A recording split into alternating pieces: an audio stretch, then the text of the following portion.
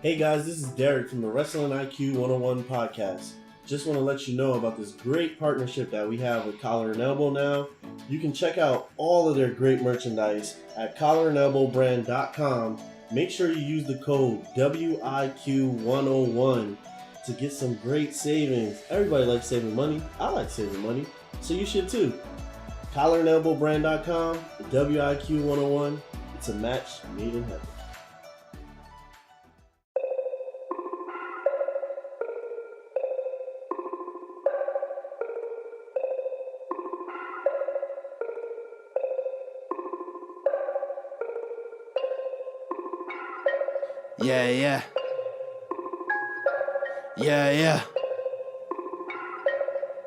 Yeah. Look, Wrestling 101, classes in session. Pay attention to the teachings, that's from Andrew and Derek. I mean, these guys making a killing with no competition. Dynamic duo better than the Hardy Boys and the Dudley Boys. Everybody make some noise, mess with them, you get destroyed. They cannot be beat, take a seat. Watch them do they thing on the MIC. Face defeat, they cannot be seen like JC. Oh my goodness, it's a killing spree. This is Baron Bronson. Welcome to Bear Country. You're listening to Wrestling IQ 101. Hey everyone, welcome back to another edition of Wrestling IQ 101. I'm Andrew, alongside Derek. You. And you can follow us at Wrestling IQ 101 on Facebook, Twitter, and Instagram at Wrestling IQ 101. And today we're sitting with Rich Reed, man. What's the juice, man? How's it going? Yeah, man, it's Good to be here. Thanks for having me. No problem. It's a good day. The Mets are undefeated. They're in first place. Really? I mean, I haven't heard that in years. You know why you're hearing that? Because today is opening day. Oh, okay. That's why they're undefeated. That's why he's telling you that. Yeah. He's trying to be slick. It's a great way to start the year. Well, you see what kind of baseball expert I am. All right. Yeah. So, you are the voice of the UWA Elite. You are the ring announcer there for sure. So we're going to talk about that for sure. But what are some things that people may not know about you, man? I love karaoke, man. I love to sing. That's kind of how I got into wrestling. It was through karaoke, and it's where I got to hear what I sound like on a mic, and it's also where I met a guy who I think was recently on your show, Sean Damage McNellis. Oh, the Damage. Yeah, Damage, man. I used to see him there every single week, and we both used to love to get up and sing karaoke, and that's how we became friends. I met his dad, became friends with him. Wonderful guy. Yeah. And I learned he was a wrestler, and it was through him that one day I said, hey, maybe you think they need an announcer? Yeah. That's kind of how it all started. Yeah. Oh, man. So, when you say karaoke, so it's like you got vocals, like you could really sing, or you was just like, I'm just doing it for fun? I got to pick the right song. I'm not one of those guys that can sing everything, but, if I stay within my range, which is kind of low, I could do a pretty good job. Got you. You got like that Barry White, that exactly. vibe to you. Yeah. I got to sing low or rap. Those are my strong points. It's so funny that you said Sean Damage McNellis. I've been trying to get him to turn heel. Really? And use the STD. Sean the Damage, drop the McNellis. That would be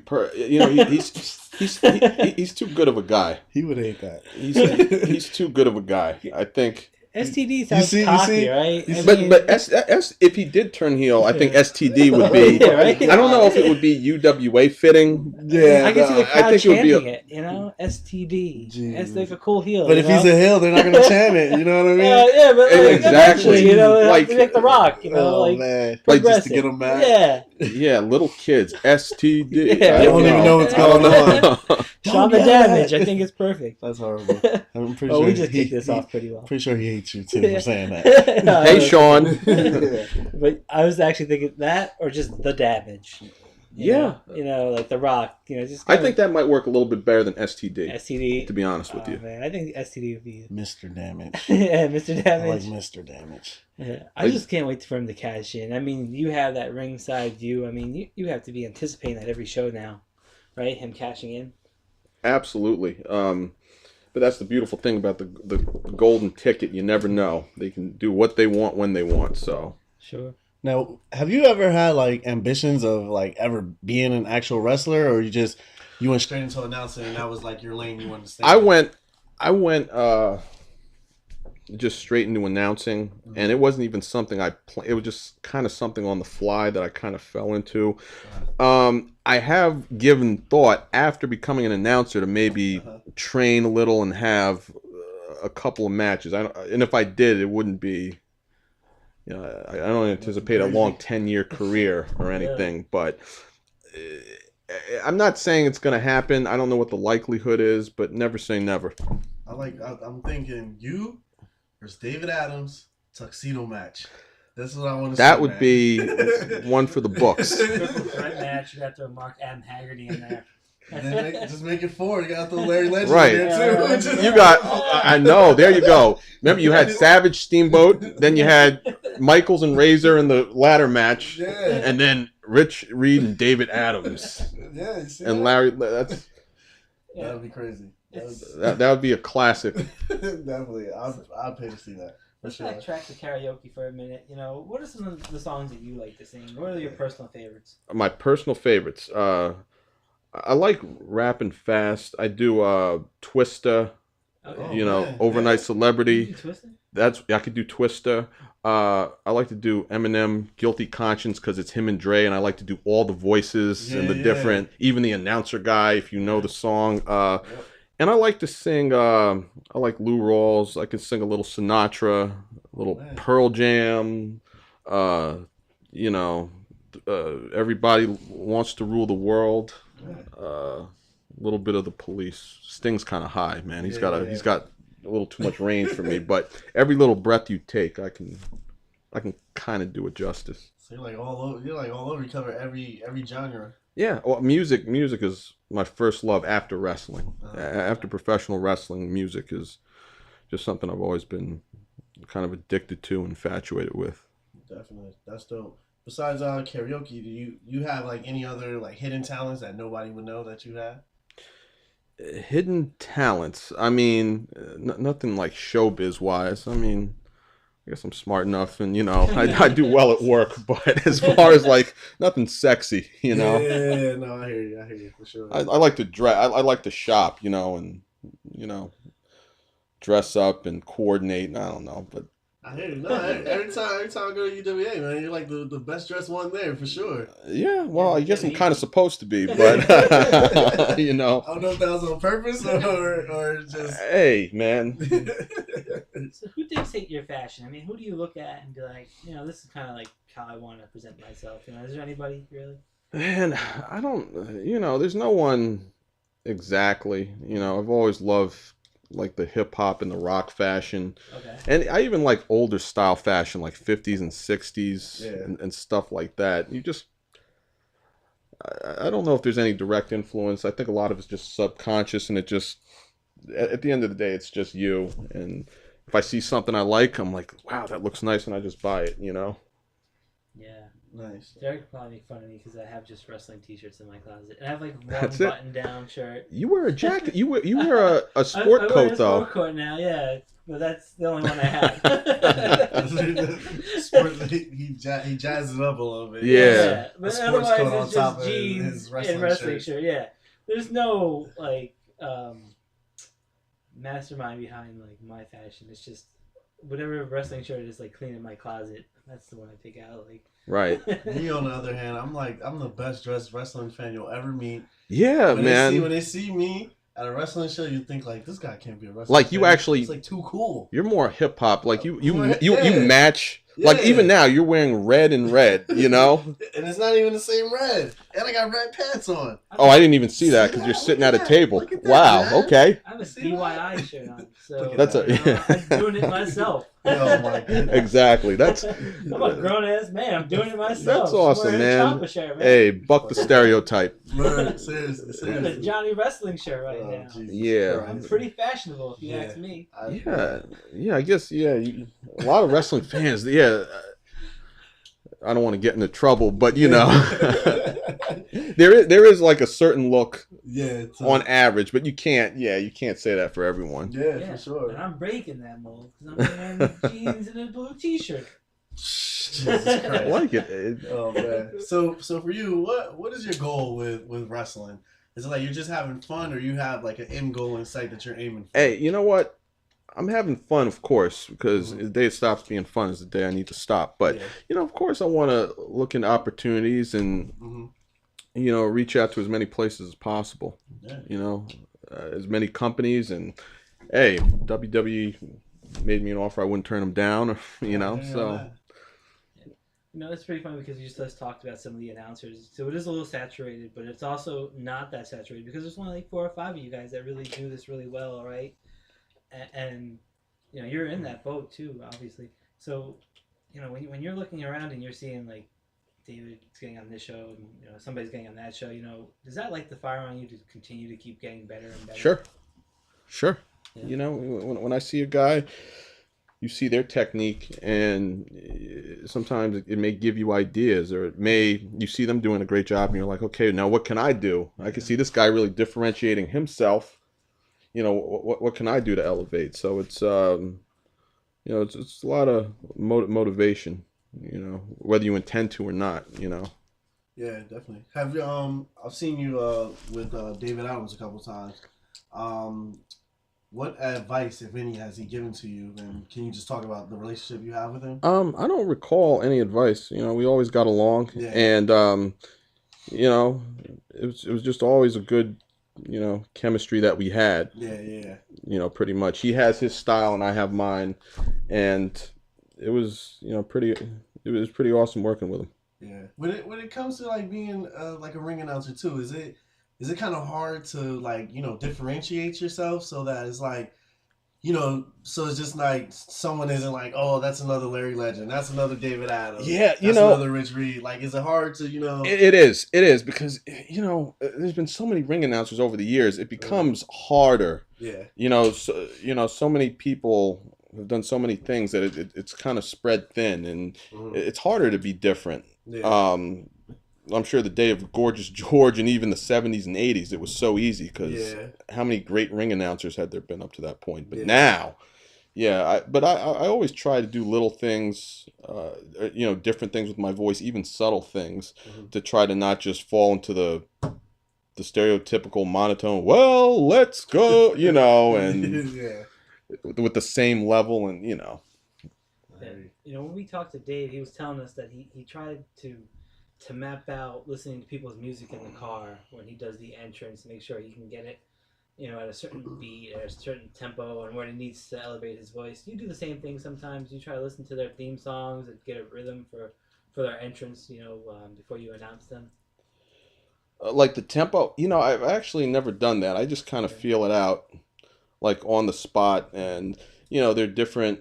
It depends on the excitement of the crowd, who the character is, how the audience is reacting, whether they're a heel or a face, the inflection of my voice. I try to change a little bit.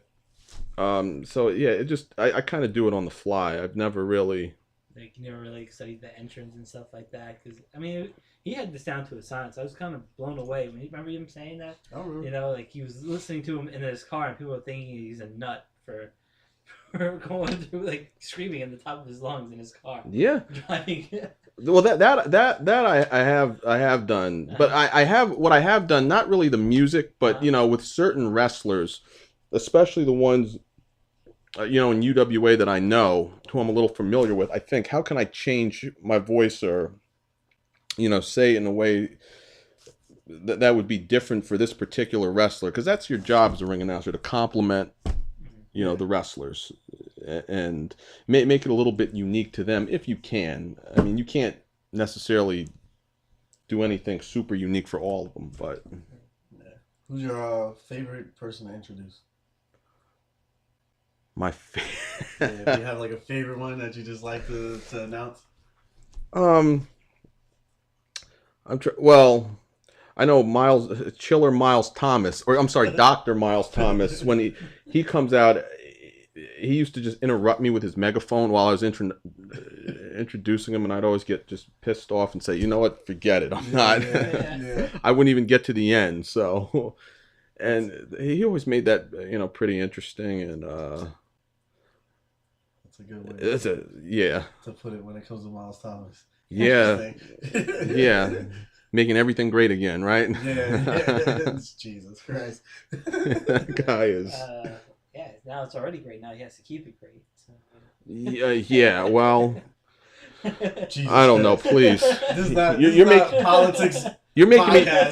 This is a wrestling podcast. You're making me not want to go to my next UWA, man. He's gonna. Oh man, that guy drives me nuts. Miles Thomas is always a character. He always gets in my face too.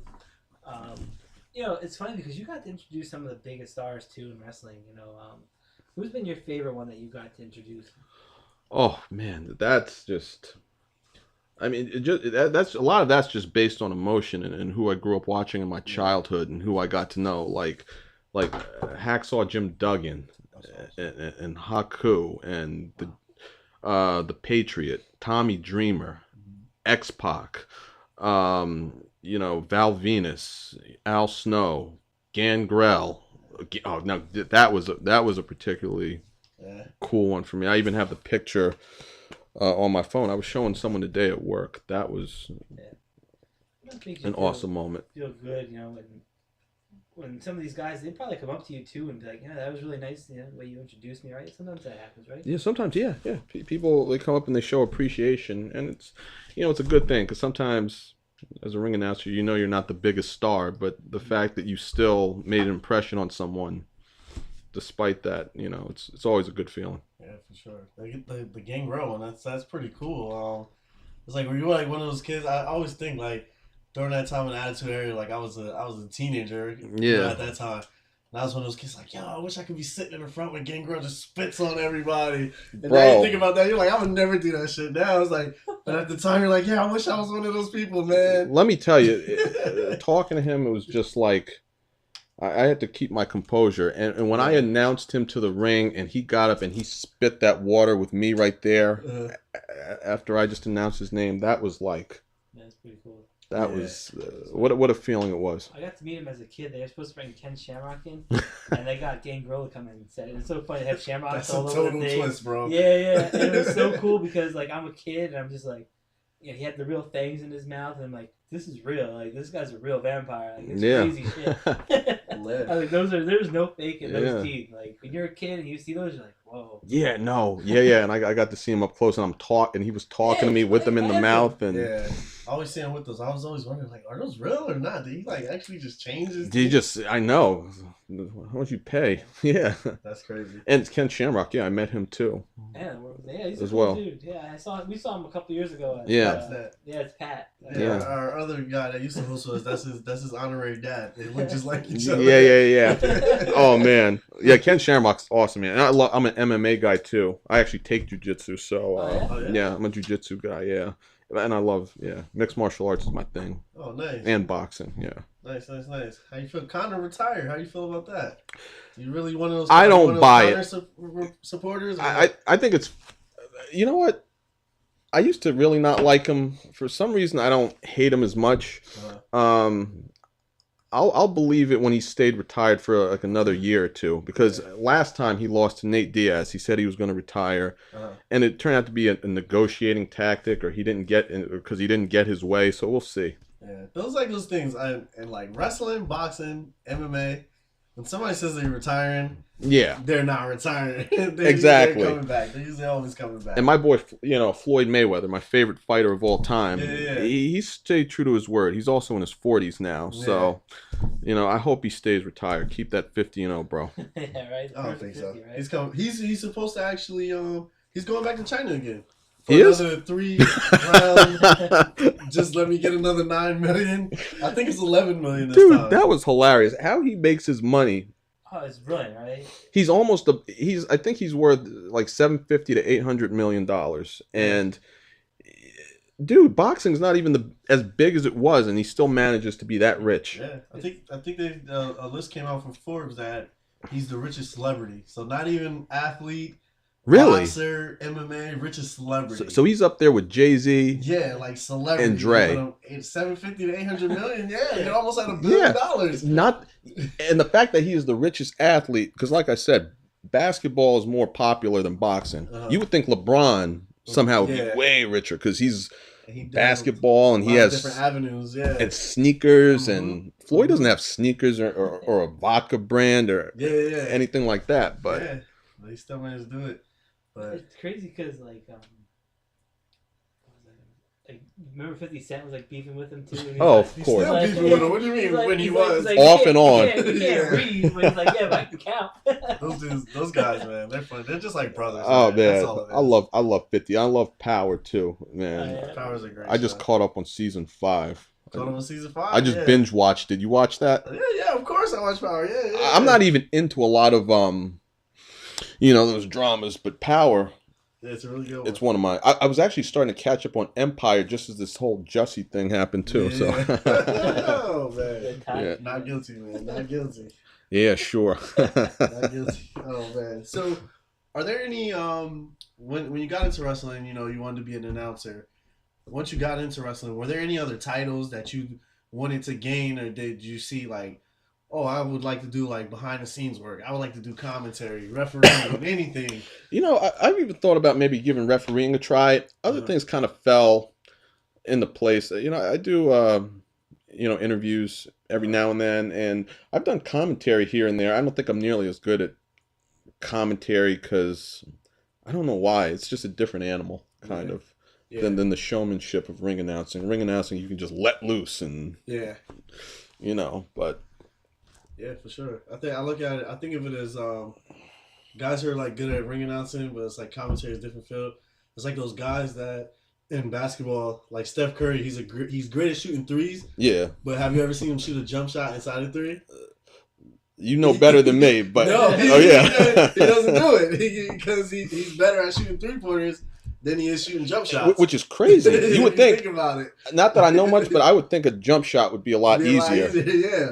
But no, he's better at shooting threes. Right. That's how it is. Well, that's a good analogy because you would think commentating would be a lot easier It's like than. the same thing. He's like, oh, he's talking. It's like, no, it's not. It's a different type of talking that you're doing. Yeah, that's a good point. But it's fun, whatever they offer to me, I'll stick to announcing for now, and that's what I've really focused on, though. Yeah, let me ask you this. Is it hard not to use the bathroom? Because there have to be times where you gotta use the bathroom. Oh, Or sure. You're waiting for the match to end or trying to wait for the match to start. I always wanted to ask you. I know Booker T had a problem with doing that when he started announcing shows Black and stuff snow. like that. That's Black snow. Black snow, Yeah. baby. Black snow. I can't do it. Yeah. Yeah. Oh, yeah. No, that happens to me all the time. Really? And my luck, it's always during a shorter match. That's like really? a 7-minute match man. and this and that. But usually every now and then I get a phone call that I have to return. But Oh, really? yeah. So there are some distractions that goes on throughout. Yeah, the but match, it's stuff like that. it's cool though. Yeah. Yeah. Yes. Yeah, that's kind of funny because I always wondered what does Colin or these guys have to do when they have to use the bathroom, because they just can't go during the middle of the match. They're calling a match. It seems like a harder. Now them I feel sorry a for. harder task, right? Them I feel sorry for. Yeah. Because they have to talk throughout the match. Yeah, Yeah. you can't go to the bathroom, but me, I just have to, as long as I say talk in the beginning and the end, Yeah. I have more of a window. Have you ever come in after the match and just when they're celebrating and then be like, oh, this is where I forgot. You almost forgot or just walk into it. Yes. Yeah. Sometimes the worst way you get so caught up in a match and you're so into it, and then you see the result and you're like, ding ding, and then you're just still looking on like a fan. Yeah, But, Forgot wait a I'm minute. working. Hold on, I'm actually working. I gotta here. get paid now. Yeah, exactly. Yeah, that's hilarious. When you get, because we talked about it, that you have the best seat at UWA. You've had some of the best seats at wrestling shows across the tri-state and plus. Do you still feel that emotion from the first day, watching wrestling that you do now? It's really different. What you mean from the first day I started here, or the first day I ever watched? Yeah, watching wrestling. That love and that passion for it. Yeah, I won't lie, it's different. Mhm. It's a little bit different when you're part of the business. It's a different feeling. It's not as much of a fantasy like it was when you were a little kid, but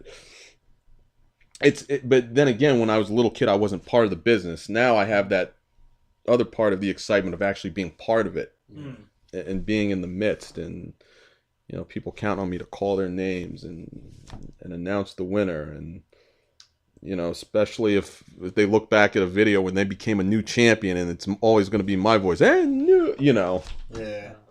Yeah, and like, I know, Eva Marie, right? She botched a couple of names, and have you ever done that yourself? Like, just botched a couple of names, Oh yeah. and the people have they gotten mad at you or something like that, or not like noticed? Um, I've done it a couple times. I don't think anyone ever got like mad at me, but it was embarrassing enough on its own. Yeah, But I'm sure it is. Why'd you have to bring Eva Marie into this? You could have just asked him, did you botch it? wait, Eva Marie, the one who wrestled for UWA? No, no. I was like, she was an announcer too. Oh, that's Ava. That's Ava. I'm sorry. From Eva Marie from Total Divas. From WWE, the redhead, all red, everything. Oh, I'm sorry. I'm sorry. Yes. Yeah, she commentated. The one She that's did really one hot. match. Yeah, she did a 3MB match, and she just butchered everybody. In See, I 3MB. just butchered a name just now, but Yeah, wait, you got problems with her? I have no problem with Eva Marie. Jesus Christ, man. Yeah, she's like Are there Yeah. No, I'm good. I'm good. Just stop. No, I'm thinking about Eva Marie. Yeah, I'll read everything that's here. pretty hard. Yeah. Are there any other promotions out there that you would like to work for, or that you? I mean, I've worked for a handful of others, but as far as that I would love to work for, I mean, I know JPW is the biggest in New Jersey, and then, from there I mean, the big leagues. I mean, if I'd love to work for Impact or a place like that. The bigger the better, and then once you reach WWE, it's like that's it. That's the mountaintop. But then again, it's not. But it's not necessarily. I'd love to work for different. Not necessarily the biggest companies in the world, but just to get different feels, different looks. Yeah. WWE, who's like, if you think about it now, like who's like WWE's like announcers? I know JoJo. But No, she's gone now. I know, yeah, she's pregnant now. But, she is? Yeah, she's pregnant now. Pregos. Her and Bray Wyatt are having a baby. Oh, I heard she was dating Bray Wyatt. Yeah. Lucky guy. Yeah, tell me about it, yeah. I know. My girlfriend. I hope. I don't think she's going to listen this far into the interview, but. Yeah. Oh man, but yeah, she's gone. She's pregnant. It's like you think about it. It's like it's no like distinct like announcers like it was back in the days with WWE. There's no Howard Finkel right now. Yeah. No disrespect to anybody, but I'm just saying there's no one like him. I know JoJo because There's it's no JoJo. Tony Chimbo either. No. Can Yeah. you do the Edge superstar thing? Like, can you get that high like him? And he's like superstar. I don't know. Yeah. I don't know. Everybody has their own style, bro. Yeah. That's the only time he does something like that for Edge. I mean, that's the that I could hear. I mean, maybe he does some for other people, but yeah, Edge is probably most noticeable. Yeah. Is there at all the places you work, like what are some of your favorite places that you've announced at, whether it's because of the crowd or the locker room, anything like that? It was cool. SWF was cool because there's always someone, a wrestler that I know of or that I grew up watching as a kid that I really respect, and that's what's really amazing. What's been amazing about that place in the past, and then I don't know. There's something about UWA though. It's just a family feel, just from the crowd to the dressing room to just everything. It's just I can't describe it. It's just a warm feeling, just amongst everybody. There's a real camaraderie there, from the fans to the staff, and then Kyle Cutts is a great organization. He doesn't do them very often, but it's a lot of that feel too there. That's awesome. That's definitely cool. Yeah, you could definitely get that with UWA Elite. You get that whole the family atmosphere. You can tell the fans, like, there's some fans that they don't even watch nothing else but UWA. So it's so crazy that like that's all they go to. It's amazing. I don't know about all the territories, but I don't know how many territories have that kind of have the storylines like UWA, where everyone follows it, just like we followed WWE storylines as a kid. And we were just consumed with them. Yeah, I think UWA probably has like one of the most like loyal fan bases. Like when you go there, like you could guess like 20 people you're going to see there, and they'll always be there every show. And they have the same seats all the time. Yes. Oh no, there's some people, they will fight you for those seats, man. Yeah, like that is crazy. Like I go to WrestlePro and there's like people that are hardcore WrestlePro fans. They have their own seats there too. Like, but I don't think they're fighting each other over the seats like UWA Elite. I mean, it looks like like brawls can break out any time from those seats at UWA Elite, and it's such a small venue too. So and that's what I like about it, because it has that intimate feeling like you talked about a couple of times, where you get to be up there with the crowd. When you pick up that microphone, right, and you're about to go out, do the nerves start to hit you then? Oh yeah. Or do they hit you before that, way before? They hit me about 20 minutes before. Actually, the moment the crowd, they say, let them in, and the crowd starts coming in, I start to get those butterflies. Really? Yeah. Is there anybody that you're nervous to announce, like when Bose comes out, or like they make you nervous or something like that? Like when that music hits, like maybe this is not. Maybe I shouldn't be in the ring when this guy gets in the ring or something like that. Not in particular. I don't think there's ever been. There's no one that I can think of where I'm like, oh no. I mean, sometimes if it's someone like really big, like a famous person, it's like, oh man, I don't want to. Don't mess up. Yeah, exactly. I've stood next to like Giant Leather, and I'm like, I don't want to be anywhere near him. He scares me. I'm glad you brought that up. That reminds me. Yeah, he scares me. Yeah, like there's some guys like they come out. I'm like, I'm glad I don't wrestle. I'm glad I'm standing behind the scenes. Yeah, you know what? I don't want to be anywhere near those guys. You know what? Giant Leather was a scary dude. Yeah. And you know what?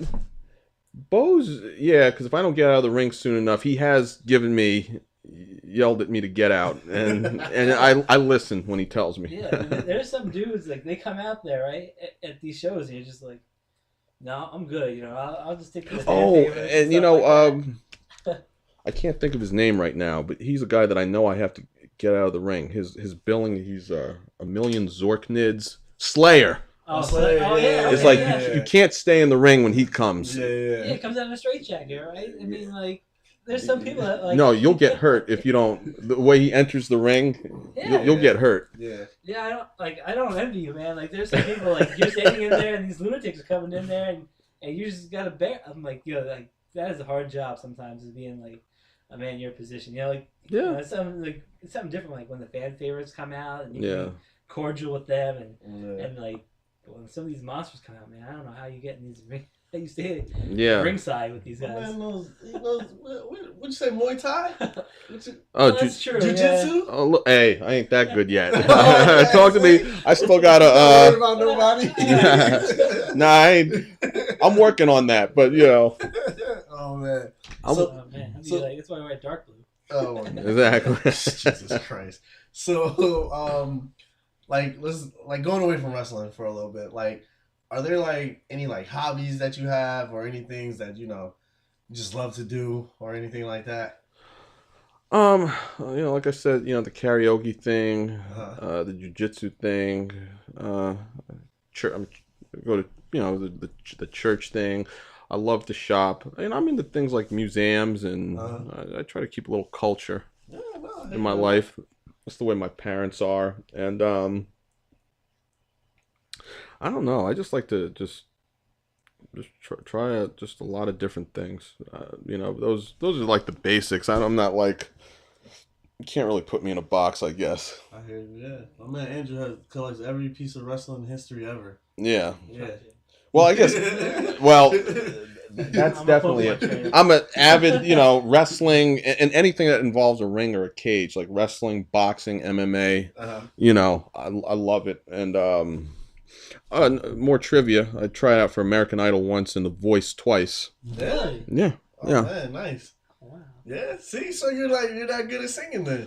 Well, huh? Was Simon there? Oh, you think I got as far as the Simon? There's some man, please. We're gonna see him on TV, man. No, you would have seen me. Don't they all go filtered through like? In either, with American Idol, to get to Simon on TV, you either had to be extremely good or extremely horrible. I was like. Just so good, but I'm not. I wasn't like. I wasn't William Hung, but I wasn't. I don't know, Chris Daughtry or someone like that. Oh man, that's crazy. So you probably get away with like being on like a cruise ship, right? Or like. Yeah. Oh yeah. Have you ever thought about like that? I've thought about talk show hosting, or starting with game shows. I did actually help host karaoke a little bit, like years and years ago. Did you ever like bring this up to like UWA Elite? Like, hey, let me do a talk show for like 15 minutes or something like that. You know, it was something that did cross my mind, and thanks to you, I think I might bring it back up to him. You know, hey, just give me like 15 minutes. Let me do my thing. Or, like, right? backstage, But that was often for characters. Although Mean Gene used to do it, he used to always interview guys. But the yeah. But I know the guys who had the shows were like the guys with the like the Snake Pit or Piper's Pit or you know, Shawn Michaels had a Moment of Bliss, the best one of them all. The worst one. What? I don't even know why this is like going on. That's Alexa Bliss is amazing at doing interviews. It's like horrible. Oh yeah, she's adorable. I'd love to talk to her. Yeah. Does Alexa Bliss have a Geratron 4000? She has a sparkling microphone, so that wins. She has a huge stage behind her. Jericho never had that. Congratulations. You know? Please. Yeah, Jericho, man. That's an awesome. The Miz, you know. Miz, Alexa Bliss, she's breaking boundaries for women. You know, first Raw and SmackDown Women's Champion. To hold them both. She's so adorable. Of all the people I just mentioned, I think I like her show. Yeah. She's the prettiest. Yeah, she's the prettiest of them all. So this is what you guys are looking for. But no, it's talent too. She's hosting WrestleMania, Derek. She's hosting WrestleMania. Which is another weird thing. Actually, though, if you do look though at like old videos, like the Snake Pit, you know, there's no better talker than Jake. Jake could talk. I'm more of a Piper guy. Jake is an awesome dude, man. You know, it depends on your, you know, Piper. Coconut? That was just rude. Yeah. Steve, Frank Williams. Columbus, Ohio. Oh man. Yeah, but Jake was pretty good too. Yeah, it depends on what you like. Piper was more high strung. Jake was the mellow, sinister, kind of guy. The one that always kind of kept me out was the Funeral Parlor with Paul Bearer. Yes. You know, that was cool. Yeah, it was cool, but it was just so eerie, you know. And like, brother love. Yeah, right? Yes. I love you. Look, UWA needs their own segment, man. They gotta give you something, man. Yeah, well, we'll see. Barbershop was cool too. Barbershop. Yeah. That was only like a couple of really good. I think that's now like famous for. That's where Shawn Michaels took off. Yeah. Heartbreak Hotel. Yeah, that's what that was called. Yeah, Heartbreak Hotel. Another episode, I don't remember. I'm sorry, or Carlito's Cabana. Oh my god. Come on. The King's Court. Yeah, King's Court. Man, there's a lot of good ones. Yeah, how many have survived? Carlito. Like 5. Yeah, what was the most success? Probably I think Piper's Pit started the whole thing, right? Moment of Bliss has been pretty good. No, you know the thing with those, I think they probably they had like moments. Yeah. But I think like if we're talking about like longevity, I mean, I would probably say Miz TV, to be honest. Miz TV has been going for 10 years. You forgot the man's been doing this for 10 years. They still got it. Who? The Cutting Edge and the Peep Show. Oh, Edge. Oh, yeah. Those guys were. If we're looking at the moments, yeah, I'll go with that. But I mean, Miz TV has been forever. As far as individual moments, I couldn't rank or rate, you know, the best, the top 10. There's just too many. I like Piper just always in the type. You know, the Frank Williams one's is always great. That's or the one with Hulk Hogan where like Andre rips the shirt and the cross off, like the build up to WrestleMania 3. There's just so many of them. Yeah, brother love, and then I remember that was man, you're really taking it back. Oh, see? Yeah. You ever thought about doing like what do you call that? MCing at like weddings or stuff like that? Oh yeah, no. Actually, I've talked to people, and you know, people said, you know, I'll keep you in mind. You know, you could do it. Yeah. You'd sound good. So, yeah. You gotta try to do funerals right too, here, man. That'd be kind of cool, right? Jesus Christ. Oh gosh, man. Making his way down the aisle of a birth date and then like heading to cool. Death Valley. Yeah, you know, that's how I like to go out. That's style right there. Then you announce like the person preceding the ceremonies. That'd be kind of dope. Oh man, I'd be a heel, you know. That would be horrible. That would be so horrible. Yeah, that's what I'm gonna do to my family. Just like mess with them. Be like, I need a ring announcer. Wow. Well, I might think you're serious. Well, if you call me on that day, I might say. Call you on that day. No. I don't know if I'm calling, but yeah, like you could do so many different things. Like a party host or something like that? Yeah, no, and these things I have taken into consideration. You know, so something I guess something involving a voice. Oh yeah. Absolutely. You ever like think about doing like DJ, like a big like on a radio show or something like that? You know. Yeah, it's something else, man. That's crossed my mind. You know, these weren't, especially since I became an announcer, because you know I realized really what I could do with my voice, and I didn't realize what kind of voice I had for years before that. But you know, people told me, "Oh, you sound like a game show host," or and then I kind of learned what kind of voice I had just by listening to what people were telling me, and then I would listen to myself and. So it was kind of like a little blessing that you ran into the damage and, you know, sorry. Oh, it set up the whole stage. I think I knew him for a good couple years before we talked about it, and we were hanging out. And then one day and then I forgot about it for a while. But then one day he made a Facebook post saying, "Yeah, my company is doing auditions for wrestlers and refs and ring announcers." And I was like, "Oh, ring announcer." I think. And I was unemployed at the time, so it was the perfect. Yeah. Oh, really? It was the perfect timing for it, and I went. You could say I auditioned. No one else auditioned for it, so. And you know, Dave Swan is so laid back. He was just like, "Okay, yeah, sure, man. Yeah, come on, we'll try you out, man. Sure."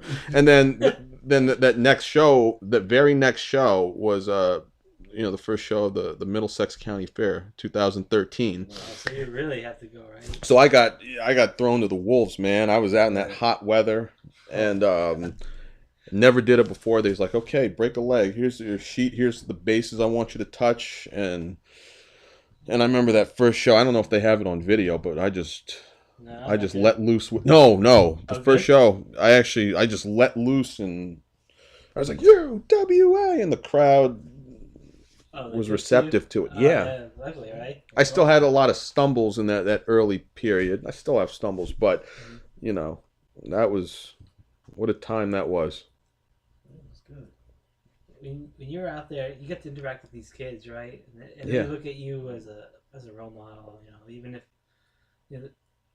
even if you're not like the biggest star of the show or stuff like that, and like you said, you compliment the show and stuff like that. You know, how is it being out there and just knowing that these kids are looking up to you? They're looking at this ring and knowing that, you know, you're living your dream. You know, and they kind of follow suit. Well, you know, it's amazing because you know it makes me think of when I was a kid and I went to a wrestling show and how I felt. You know, and the way I looked up to the wrestlers and to the ring announcer, and to think that I'm in this exact same position.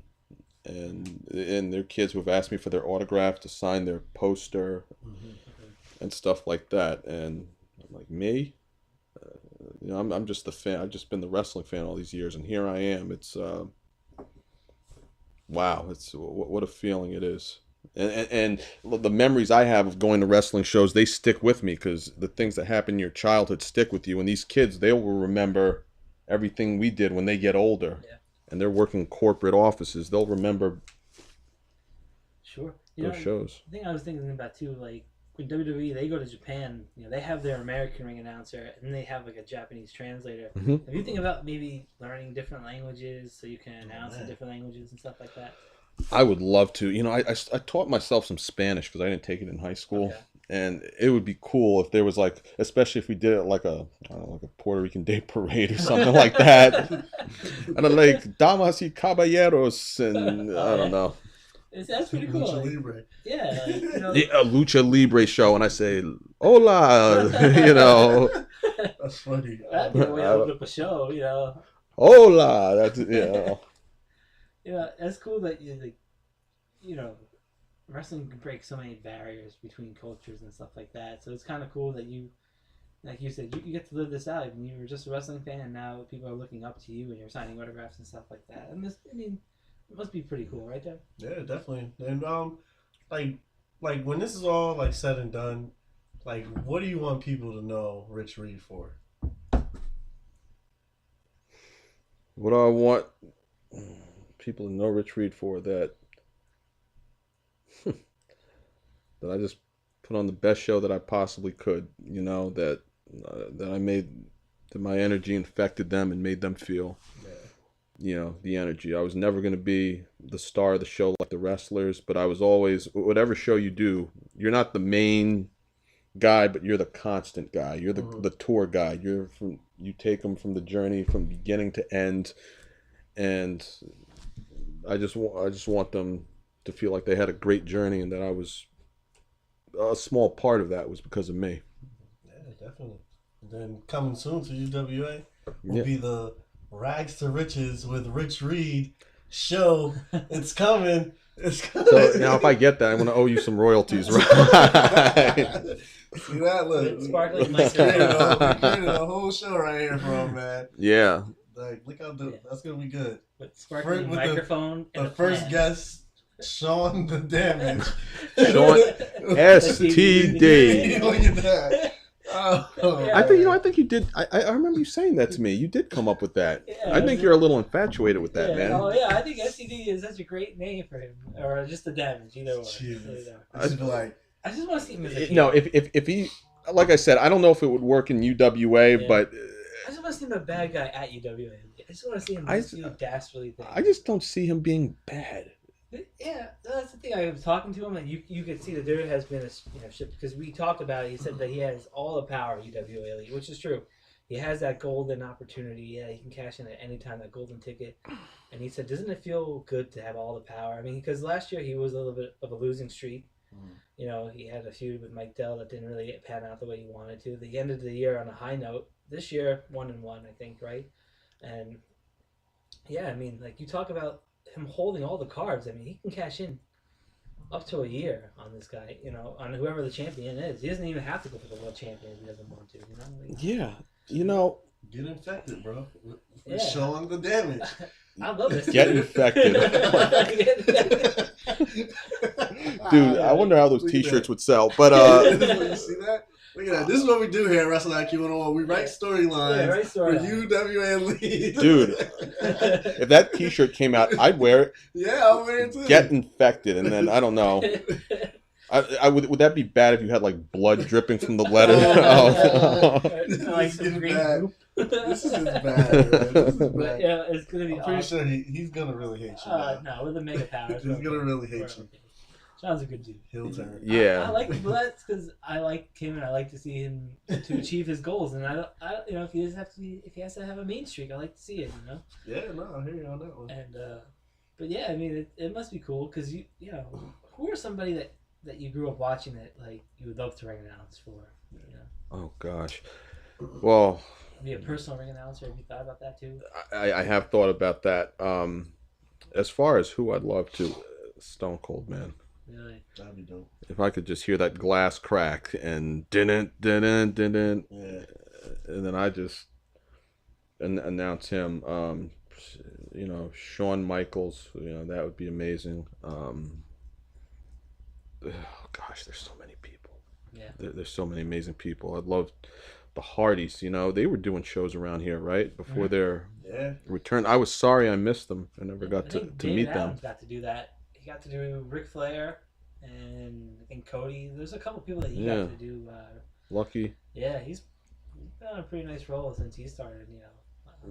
Yeah. He's been doing it a while too. I don't know how long, but and you know, I remember we did AC together, and who's there? Alberto. Del Rio, yeah, right. Was there, and I think. WF show, right? And then who else was Magic there? Jr. Who else was there? Was it Jack Swagger? I'm trying to think. Yeah, I think I did, because I know I've done Jack Swagger before. American. Yeah, how do you feel that how Jack Swagger's been doing and CM Punk in the UFC? Because you know, well, MMA really. Jack. I mean, but like, well, you know, it's harder to watch and spectate than you know he's what? got me in there. True. No, true. You know what? Jack Swagger. I saw his first fight. And he did very well, like he was supposed to do against a guy at that level. But they're different levels, obviously, and we'll see how he does. I wish him the best. I hope he takes it all the way, but we'll see. It's a little tricky. Yeah. And there's a reason, you know, you start small and then it only gets tougher from there. For CM Punk, you know, I give him a lot of credit. I was really rooting for him. Yeah. I was really rooting for him, but the bottom line is, you only have I don't know how long he was training for, 2 years. Mhm. And he's late 30s, and he's going against this kid, Mickey Gall, who is, I think, 23, 24. Yeah, from New Jersey. Yeah, he's from Jersey. Mhm. He's a lot bigger than CM Punk. I think he was a brown belt in jiu-jitsu. Yeah. I mean, not even black. A brown belt is pretty badass. That's why I was like, why didn't he like fight somebody easier? Just Right. to get the one match in, get a feel for it. Yeah. It's like he went straight for the hard guys. I was like, dude, you're Yeah. nuts, man. This kid. The best in the world, CM Punk. Yeah. Yeah. He's been training 2 years, and you don't get to be a brown belt by training for 2 years. Obviously, this guy has been training a lot longer as well. And so it just probably a bad matchup. And Just bad circumstances. Yeah. Hey, man. When you see Brock Lesnar get in the ring and he uses his MMA style and stuff like that, Yeah. you still feel like, he can still go maybe, because he wants to return eventually to UFC? Yeah. Or do you think WWE just stay there and just, get Well, the money? I think, WWE is probably the safer bet. I mean, needless to say. As far as, UFC, I'm sure he can do it. Whether he can get back to where he wants to be. Is he still interested in being a champion? Has he talked about that? Or does he just want to give it another go around? What is UFC or in UFC? I mean, UFC he wants to fight Cormier. Yeah. That's right, Cormier. Yeah, Cormier. Yeah. And Cormier is a bad boy. He may not look it, but oh yeah, for sure. Yeah. He doesn't look it, but he's right now he's the baddest man on the planet, Yeah. the heavyweight champion, and him and John Jones. Not to go off on a tangent, but to see them do a third fight, that would be pretty awesome. But I'd love to see him against Lesnar too. He's looking for Lesnar. I heard he originally wanted to fight Jones, but all his issues that he has. Yeah. So now it turned into I'm gonna challenge Cormier. Dude, So Jones, I don't want to see him become the biggest waste of talent. yeah. He's accomplished a lot, but I don't want to see too many asterisks, next to his wins because of, things he's accused of. Yeah. He has so much talent. Just stay on the straight and narrow, John. You had your partying. Yeah. You've gotten that out of your system, I hope. I don't know how these guys mess up millions of dollars like that, man. It's just like, you got all these good fights. You're gonna make this money. Yeah. You're setting up. You got to think about your kids, your future, and it's like you're just like, but it's like, no, I just need these drugs right now. It's like a lot of people do drugs, but Jones could be the great. How many people can say they are the greatest of all time? Yeah. I mean, what an opportunity you have. Seriously, that's like history right there. Because I watch UFC pay-per-views sometimes with my friends at Buffalo Wild Wings, and all I keep thinking when are they gonna have a triple threat match, Can you imagine that? or a tag team? You know what I mean? Because I feel like it's just one-on-one match after one-on-one match. And I'm like, ever. But it's not gonna happen ever. You know something, man. You say that, right? But look at They have MMA arm wrestling. Did you ever see that? no. There's actually a thing where they actually are arm wrestling, and they can punch. They have to stay seated, but they can kick each other across the table. Oh, this is crazy. Yeah, This is crazy. Yeah, I forgot. I forgot what it's called, but Tag team. Yeah. I don't know how you would get the rules in, but I'd love to see, or put a cage. Well, you know what? Put a cover on top of the octagon. If you can have team sports, team sports, and you have to strategize. You have to know when the guy in the ring is losing his energy, when to tag back in, and wow, that would be. See, I just started my own UFC. Your own company. There you go. Dude, I'm announcing. There you go, right there. Well, we're starting off small, so you might have to do a little bit more than announcing when we first start off. I'll have to, This might set up the cages. Virgil as my director of T-shirts. That is horrible, man. Shout out to Virgil. I met him. I haven't announced him, but I've seen him at shows. I met him once, and it was a pleasure. It was a pleasure. It's an honorary stepdad. Oh my! Marketing genius, where it comes to T-shirts and stuff like that. And then I guess, Jesus who else would I have? I don't know. Nobody. That's it. That's it? No, I'd have to like This bring out company's a gonna bunch of last people. one day. One day. We don't have a bingo for this. Like maybe Chad to help like promote things because like he doesn't stop at all. Oh, But yeah, like, yeah, it's like because it gets kind of redundant, like especially if you don't really follow like I do, and it just feels like they're good matches, but there's like no. I don't know. It's not like WWE where like there's sometimes they do like little like video before the match, right? And the storylines. You gotta watch it. I don't have. I mean, It's the same thing. It's just real life storylines. Yeah, you know what I mean. Like, but they have like they do like the weigh-in and stuff like that. See, the thing with MMA is like these guys. If there's a beef and there's a storyline, these guys really actually hate each other. Yeah. You know what I mean? That's always the best thing. That's what it's like. Guys really hate it and they really want to kill each other. So Right. That's the good part about it. That that I like about MMA. Right. See, the one thing, the advantage that wrestling has, there's always drama in a wrestling match. Yeah. And whereas MMA, sometimes you can have two guys and that look boring. They just holding each other. They just hold each other. That's the thing. Or you know, somebody knocked out in 2 seconds. or they don't like hate each forward. other. There's always characters in wrestling. Not every MMA guy's a character. He's just a guy who's well trained, well versed. But you don't want to. Like pay a ticket to see some him. of the undercard, like you just watch some of the undercard, and you're like, all right, like they need something like a different type of like. To me, they just need like a different matchup or something like that. Like it's just a sport, man. It depends. I mean, you Some can be surprised undercards though. You some can be. undercards are pretty good because I feel like those guys are always strapping for opportunity. Yeah. Oh to sure. move up. Yeah. They yeah. Sometimes they can catch you by surprise. You'll see an amazing fight. There's some Brazilian guy. I forgot his name. I don't know if you heard about it, but after he won and knocked the guy out in 30 seconds or whatever, he did some flop dance on the floor and broke his arm. Oh man. Celebrating. But man, he's a character. That's crazy. I can't think of his name. Some guys too, they come out like Conor McGregor, like right with all the tattoos and look so fierce, and then they get like knocked out in like 2 seconds. You're like, man, this guy looks like he could take like a beating, And like 2 seconds later, he's just like out cold. You're like, punch can get anybody, man. Well, he You did get that to one Jose punch. Aldo. Yeah, you get that one punch. or like It how many doesn't times matter. Ronda Rousey just like beat somebody in 30 seconds, and then she's going up against like somebody bigger than her, maybe, or like more like threatening looking than she is, and you're like. And Ronda Rousey making her tap in like 30 seconds. Like, Yeah, well, that's the beauty of jiu-jitsu.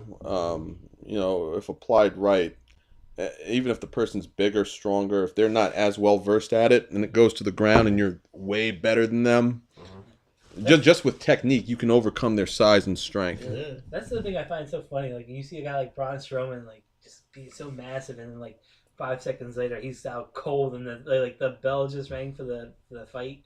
Yeah. And, like he's just like out cold. You're like, this guy looks like he could kill me in real life, but now he's just laying on the floor. That's like the thing that's like good. I like about MMA because there's a lot to it. There's stamina, technique. Like people thought like Kimbo Slice, and I love Kimbo Slice. Rest in peace to him. Yeah. But I love him. I watch his videos when he's beating people up in backyards. Yeah. And then when he got, I was really pulling for him too when he went to UFC. Me I was too. hoping that he did good. And then, you see him knock guys out, but then when you get there, it's like he doesn't have stamina, he doesn't have technique. Well, So it's like you can't survive with guys like that. You might get lucky one time, get a good punch off on somebody, knock him out, but if you got no technique, you're not going to do anything. I don't know how trained the guys were that he fought like in the backyard, stuff like that, but it's a whole Those different just regular animal. Big guys off the street. Yeah, it's just like, come fight. Get off your couch and come fight, We'll right? give you this money if you fight him in the backyard. Yeah. That's all it was. And that's a guy that I really rooted for. He was, people knock him, he wasn't a real martial artist. Yeah. Look, man, MMA, wrestling, it's all a business. It's about giving the fans what they want. Yeah. And what they wanted was Kimbo. He was just the right guy at the right time. Yeah. And he, made a name for himself and a lot of money in a short period of time. Yeah. How can you not respect that? Yeah, man, I give it to him for sure. Kimbo Slice, I never wanted to mess with him. He just looked.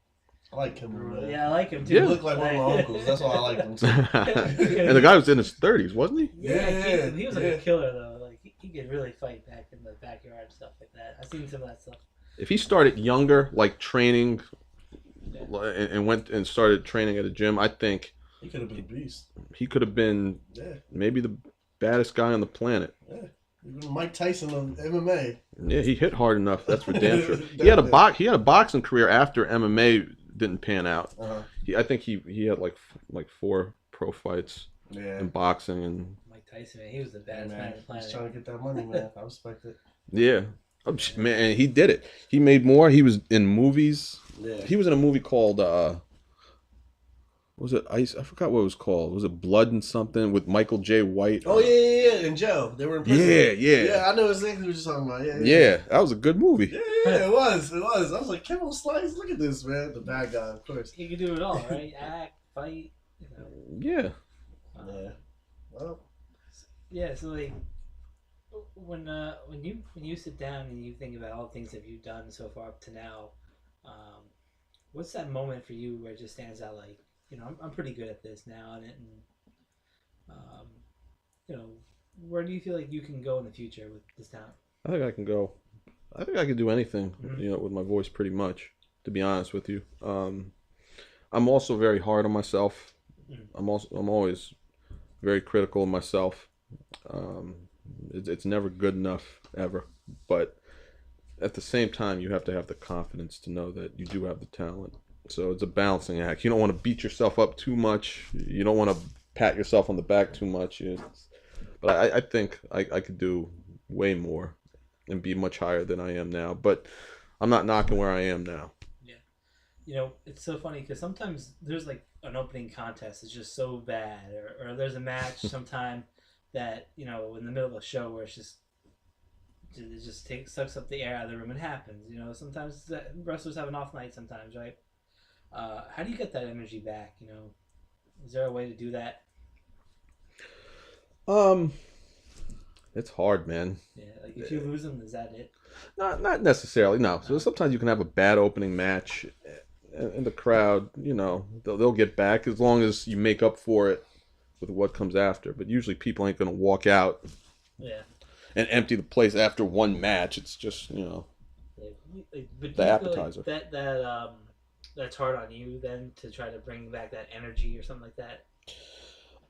Yeah, maybe a little bit. Yeah, if you see that a crowd's dead, you kind of got to put some fire in their butts and try to, you know, get a good reaction with your voice. And it can be trying because some crowds are tough, man.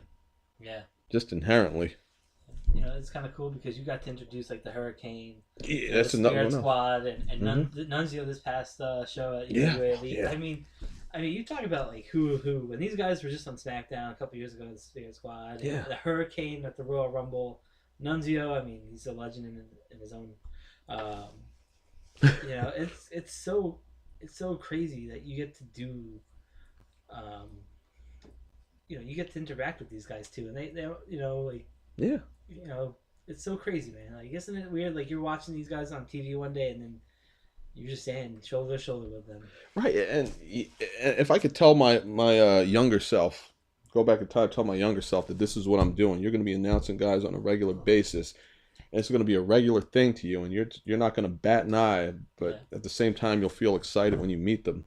I don't know if I'd have believed myself. My younger self would believe me. I never imagined I'd be in a position like this. I really never did. Yeah. It's crazy. So, and, you know, just to close out, first of all, I want to, you know, say we thank you for coming on the show. Yeah. We really appreciate you taking the time out and, you know, answering all our questions. It was an honor, man. Thank you. Definitely. Thank you. Man. We're glad to, you know, add you to the family of, you know, guys we got to interview, and, you know, hopefully we keep going and get some more great talent on, just like yourself. Yeah. For our fans that want to connect with you, social media, anything, how can they connect? Right. Well, I have, you know, my Rich Reed Facebook page, Rich Reed. I also have a public page, Rich Reed, The People's Voice. It's on Facebook. It's under construction. I've been saying that for the last year, but I'm going to definitely start, you know, building more on it. And it's amazing. I've had a lot of people like that page. People I don't know, people from other parts of the world. I'm like, so I want to build on that some more. I've been a little lackadaisical with it, but I definitely, for 2019, it's still kind of early in the year. I want to, get more hip to things like that. Yeah. Well, you're gonna have a lot of content when Rags to Riches comes to you. And I owe it all to you. I know. I know. I'm pushing for it to happen, man. Yeah, I think it'd be great, man. Like, Rags to Riches, man. We're gonna go to the show. It's gonna be like this episode. What the hell? you need a plan and a sparkly microphone. That'd be my contribution. No, to man. that. Jesus Christ. Oh, Come on, boy. man. And some art. You need some nice art. Oh yeah. Hey. I'm not closed-minded at all. You just Jericho, he had that beautiful painting of him and Kevin Owens and stuff like that. and look what happened. Yeah. Look what happened, Festival man. of friendship. Come on, you need something like that. And Dean You Ambrose have a plan. that nothing good ever happens on the shows, right? Exactly. It's always gonna be a fight or something. Back to the barbershop, remember? Yeah, Shawn Michaels. Yeah, right. First, Yeah. look at this. Look at this. We're gonna plan this out, and then I'm gonna close this out. This is it. First episode: Rags to Riches, Protein Pack, Hill Turn, Seaway, Dude, kicks the crap out of TJ Blade. No, should the bro still starts forever. to- dude, you should talk to Dave Swan, man. You need to You see this? you need to be on the We're roster. gonna set the tone from the beginning, and then we're gonna blast off with this segment. It's like, dude, everybody's gonna be asking you, when's the next episode of Rags to Riches, man? This is crazy. Dude, man. Did you see when Seaway turned on TJ Blade? Did you see that? Oh my goodness, they're not best friends anymore. No more Toy Story. You see that? No, Toy Story. Kicked them I- right I out of the was ring. talking to Dude. to the You agent. missed your right? calling, bro. You need to be Talk to the agent. Yeah. You see that? Dude. But I'm the assistant. You're to the missing your agent. calling. Oh, my goodness. You really are. That's funny, man. See that? You Wow. really are. Yeah. All right. For us, we're Wrestling IQ 101. Facebook, Instagram, Twitter, at Wrestling IQ 101. You can listen to this episode, iTunes, Google Play, youtube.com/Wrestling IQ 101. Anywhere you get podcasts, you can hear us. On the B Plus Player Network, shout out to Mark Adam Haggerty. Make sure you like, subscribe, all that good stuff. And for this episode, we are out.